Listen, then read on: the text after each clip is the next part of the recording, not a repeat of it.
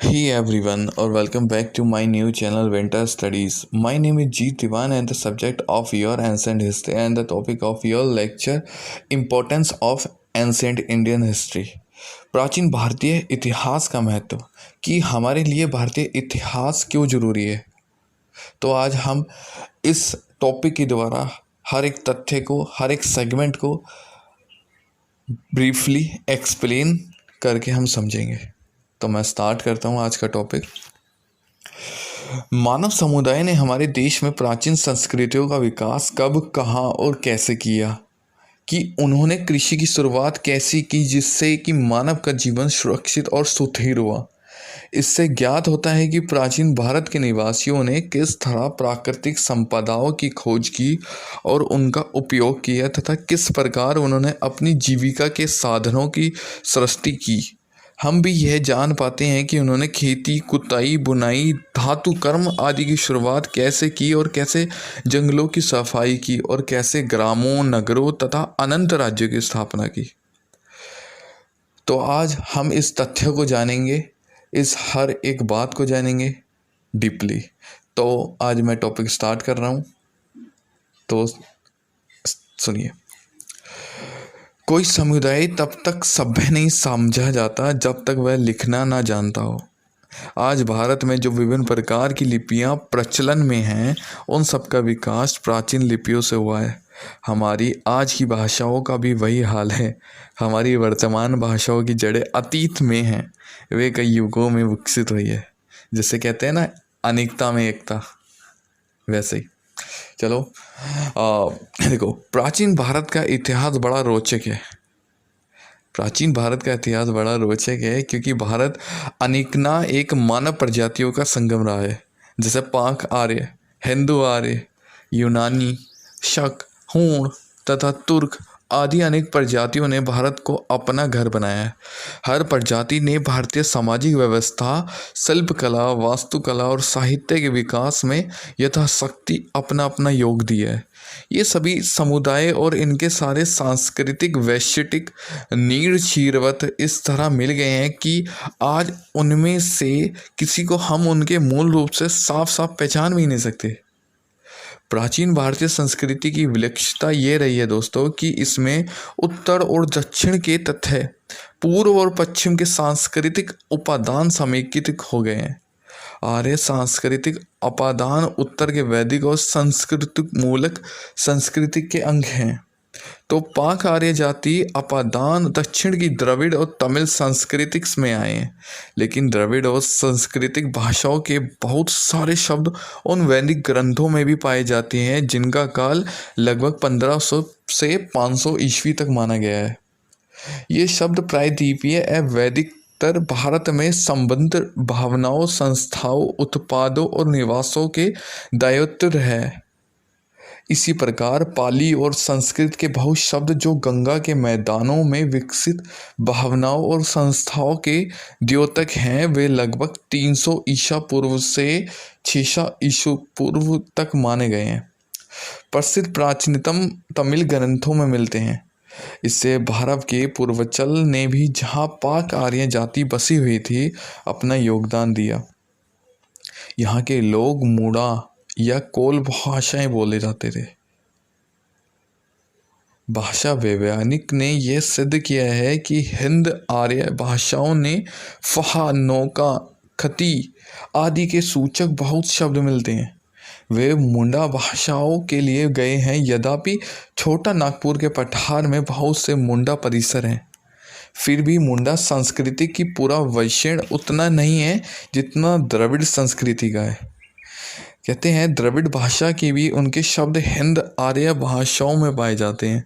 ऐसा माना जाता है कि वैदिक भाषाओं में जो ध्वन्यात्मक और शब्दात्मक परिवर्तन लक्षित होते हैं, उनकी व्याख्या मुंडा प्रभाव के आधार पर जितनी की जा सकती है, उतनी ही द्रविड़ प्रभाव के आधार पर नहीं की जा सकती। भारत प्राचीन काल से ही विविध धर्मों का प्रमाण रहा है।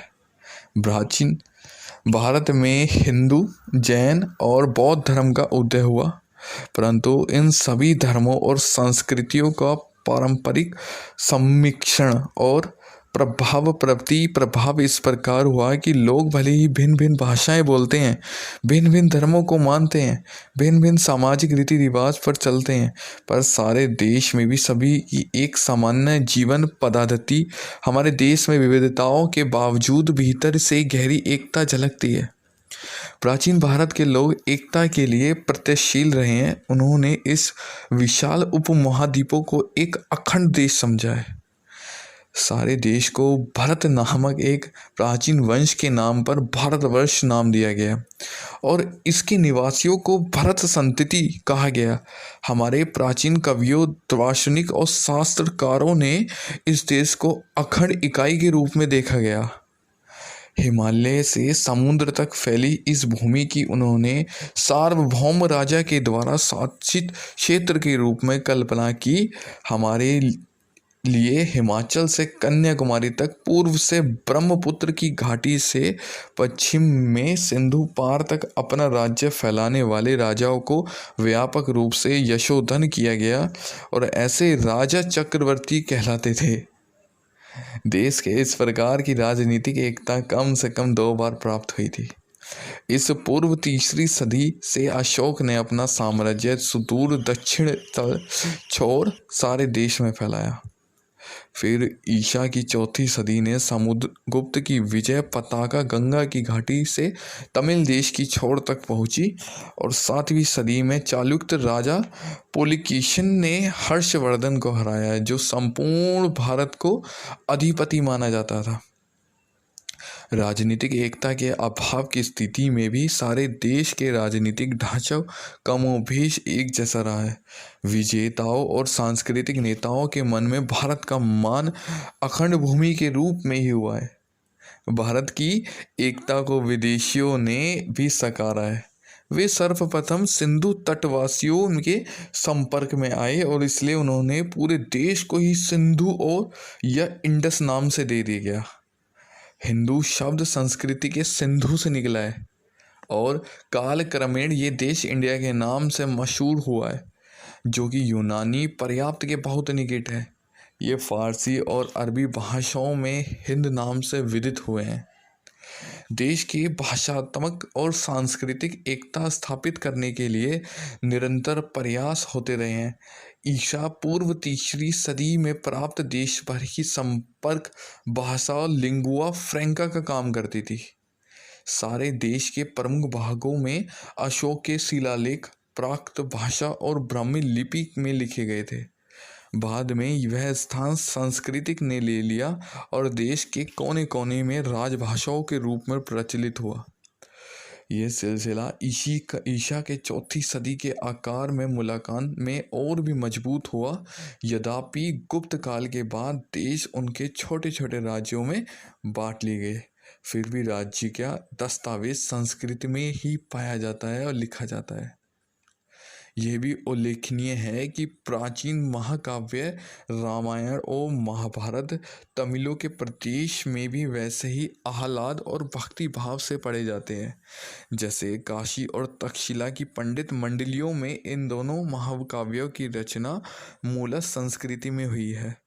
बाद में इन्हें विभिन्न स्थानीय भाषाओं में भी प्रस्तुत किया गया है, परंतु भारत में सांस्कृतिक मूल्य और चिंतन जहाँ किसी भी रूप में प्रस्तुत किए गए और जाने गए, उनका सार तत्व सारे देश में एक सा रहा है।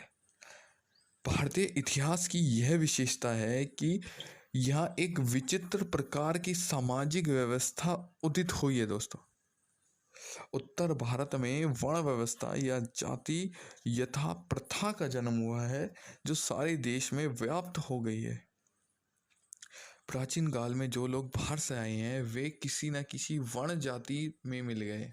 वर्ण व्यवस्था ने ईसाइयों और मुसलमानों को भी प्रभावित किया।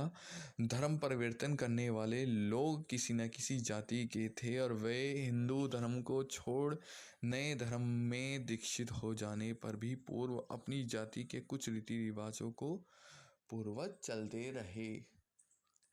तो इसी के अनुसार मेरा ये आज का लेक्चर समाप्त होता है। आई होप सो कि आपको हर एक तथ्य को